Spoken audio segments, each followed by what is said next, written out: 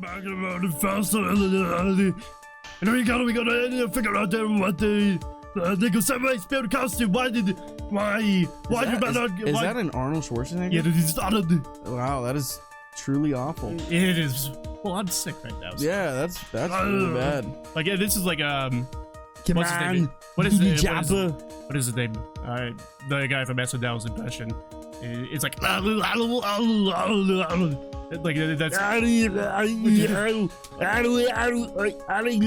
god who does that. Like, Who Arnold does that? Schwarzenegger. Arnold. Anyway, Schwarzenegger. what is Von Guida? Why did Von Guida have a spare costume of the Nickel Samurai, his rival? Why did he have that? What possible reason could he do that? You know, maybe it was because he was gonna sabotage him. In what way? Maybe there's something wrong, or there's a malfunction in the suit or something. No. Okay. It's a spare suit, so it's not the one that Matt Ongard will be wearing. Right. Here's the suit. Right here. The press conference ticket. It seems like the Nickel Samurai is going to confess something after the post-stage ceremony show. Oh shit, wait a minute. Wait. Whoa, wait a minute. Is the Nickel Samurai actually... Oh shit, it's the Nickel Samurai, Matt Karita, and the Jammin Ninja is Matt Ongard? And the confession is he isn't who he says he is? No. Oh. He's gonna confess something. Yeah. It says that Matt Ongard is going to confess something. Oh, maybe he had a spare costume because he was going to pretend to be him in the post-ceremony show to ruin his public image. What is this? On the night of the murder after the stage show, the Nickel Samurai was going to hold a special press conference. A press conference? Yes, the Nickel Samurai was supposed to confess something at this conference. I heard about this as well. For once, you're not making something up, right? But what struck me as strange was that Mr. Ongard himself said he had no idea who was supposed to be holding a press conference that night. He had no idea he was supposed to be holding a press conference, not who. Ah, fuck me. But how can that be? The way I see it, that can mean only one thing. The conference was set up by none other than the victim, Mr. Juan Corrida himself. The victim? Yes. The spare Nickel Samurai costume was prepared for that very conference. Mr. Corrida was going to hold the press conference as the Nickel Samurai! He was going to dress up as a Nickel Samurai and hold a conference? But why would the victim do such a thing? That's something I don't quite know yet, however. What I am concerned with right now is what he intended to reveal at that conference! The Nickel Samurai was going to confess something. And by confess, I wager he was going to reveal something about himself. That tends to be what a confession means, which means that Juan Corrida, posing as the Nickel Samurai, was going to speak about Matt Ongard. Yes, I guess that is what it would mean. But if that's the case, that's not a confession, that's public disclosure.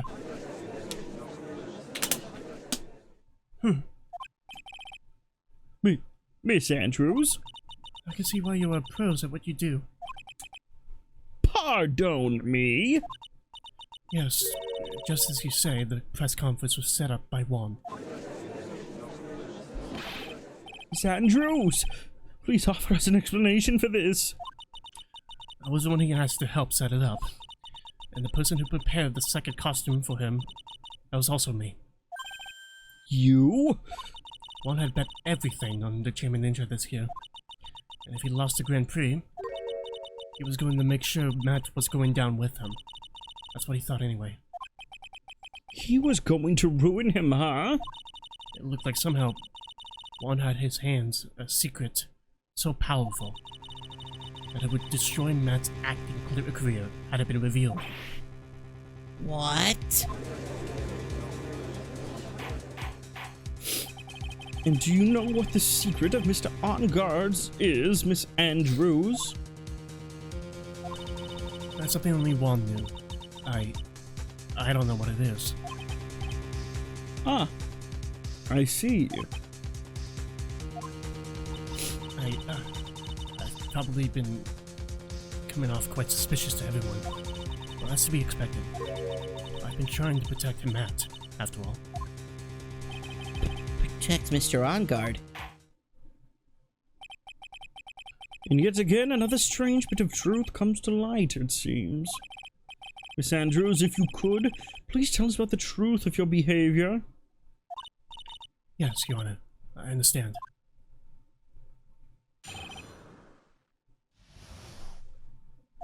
From the moment I saw the crime scene, I had a feeling that Matt was the murderer. I had to kill Juan, no matter what. And he didn't have an alibi for what he was doing at the time of the murder. My thoughts were confirmed by the evidence, of course, the button and the knife. But I'm Matt's manager, so I felt that I had to protect him. This does account for everything. Well, I am the logical type. We're finally seeing her true self. She is more nervous than a scared rabbit. If the defense can find no fault with this testimony, I am ready to make a ruling. Please keep that in mind as you cross-examine Mr. Wright. Cross-examine me? Looks like somehow everything has swung to the opposite end of the scale again. That just means I have to put my weight into this and turn her logic upside down.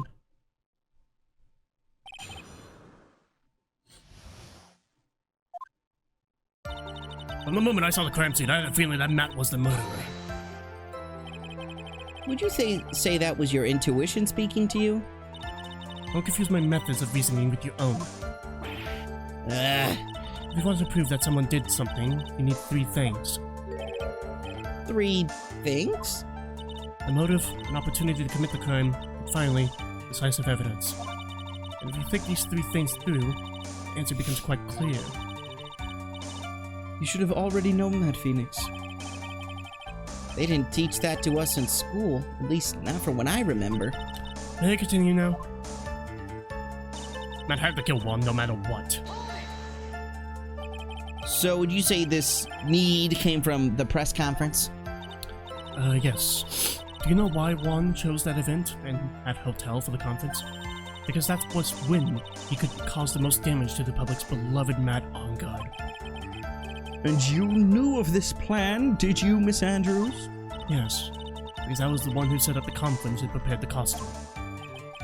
But I'm sure Mr. On Guard himself didn't know anything about the press conference. Oh, really? Can you show me any proof that he didn't know about the press conference? Anyway, the important thing here is that this information was not in your testimony. Yes, I agree. Miss Andrews, please correct your testimony if you please. Grasping at straws now, are we, Mr. Wright? I know what his motive was. I don't have any way to prove I'm right. Has Mr. On Guard done something to hurt or betray you personally? Why do you ask? You were the one who helped Mr. Corito with his press conference. And that event was supposed to bring down Mr. On Guard, yet you still helped out. The person on trial right now is Mr. On Guard, right? What the witness was thinking, helping the victim with his plan, is none of our concern. In any case, this means that the defendant had a motive to kill. Why do I keep doing this to myself? And he didn't have an alibi for what he was doing at the time of the murder. But didn't you already testify earlier that Mr. On Guard was taking a nap in his room? Are you telling me now that that too was a lie so you could cover for Mr. On Guard? I'm not telling you anything of the sort. When I went to get him for the show, he honestly was sleeping. However, as to whether he was sleeping the entire time, that I cannot say. I was too busy setting up the stage at the time.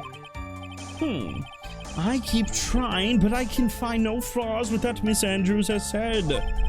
I can't say the same for some people here in this courtroom, however. The judge is glaring straight at Mia. He's glaring at you, smart guy. My thoughts were confirmed by the evidence, of course, the button and the knife. You can hardly call the knife decisive evidence. The fingerprints on the knife could very well be a clever camouflage. Then, what about the button? The button? It's clear from the crime scene that the victim and his murderer fought. And during the fight, the killer ripped the button from the German ninja's costume. You're talking about this button, correct? The button was found in the pleats of Master Kama, isn't that correct? I would think that it makes it very decisive evidence. Looks like you were outfoxed again, Mr. Wright. Anyway, the knife doesn't prove a thing. Please fix your testimony. I can't stand the sight of a man. Can't gracefully accept his defeat. Thank goodness Mia can still look at me. With an icy stare, yes. Miss Andrews, for Mr. Wright's sake, please add this information to your testimony. The button was torn off of Juan during his fight with Matt. And how do you know that?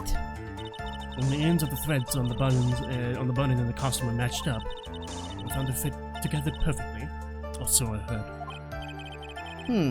I've heard that before too. But why would Miss Andrews know about this case down to such a fine detail? Don't look at me like that. Just because I'm prepared and you are not. Ugh. And I thought I had her this time for sure. If there's anything to trip her up on, it has to be here. But where and what? But I'm Matt's manager, so I felt that I had to protect him. But what you really did was stab the guy in the back, didn't you? And at the worst possible time. Who's to say she really stabbed the guy in the back, as he put it? This witness could have disclosed things about Mr. Arngard at any time. Why then would she wait until there was a large audience before doing so? It's the same reason why Mr. Kurita planned such an elaborate conference. Miss Andrews wanted to cause Mr. Arngard as much damage as she possibly could. This witness bears ill will towards the defendant. This isn't the Phoenix Wright Wax Philosophical Power Hour. And please, stop slandering the witness. As I expected, Miss Andrews' testimony seems pretty solid. Really? Because to me it sounded a little wishy-washy. So to be clear, Pearl is just on the defendant's stand with Phoenix this entire time. And she's just allowed to be there. Well, that's not Pearl, that's Mia. Right, but they don't see Mia, they see Pearl. They see Mia. They see Mia. Yes. You see, you've asked this before, and I've told you that they see Mia as Mia. Okay, they see Mia as Mia. And they're just like, whatever. Yeah, they're like... It's normal to them. They're neglectful. It's not like they're like, oh, that's normal. It's like they're like, they don't pay attention to it. That's because, you know the judge. The judge is very like, oh, that was like something very obvious. It's like, oh, I see. But here's the thing. I imagine this is going to happen very soon. We're gonna be like, oh my god, we don't know anything. What the hell? And then it's gonna be like, I'm over it now. And then you're gonna hear, hold it. And it's gonna go, doom, doom, doom, doom, din, din, din, din. And it's gonna be like, Mia? It's gonna be like, actually, this is what it is, blah, blah, blah, blah, blah. And then like, the attention's all gonna be on her. And then they're gonna be like, that's really fucking strange. Like not even Edgeworth is like, what the fuck is this? I think Edgeworth knows, but he's like, whatever. So it's not a normal thing in this world. Actually, no, Edgeworth doesn't know. Because Edgeworth doesn't believe in spirituality. But he sees Mia. But he sees Mia. But he doesn't believe in it. No. So he sees a little girl turn into a grown woman. He didn't see that process. He just sees a grown woman. And doesn't know it's Mia. Wearing very tight clothing. And he's like, he thinks that's weird. Where's this woman in our courthouse, our sacred place of law? This woman is her tits are out. So really, it's just like we want to do this, but we don't want any of the other characters to acknowledge it. Some characters, Francisca acknowledges it. That's right. Yeah, Francisca knows about it.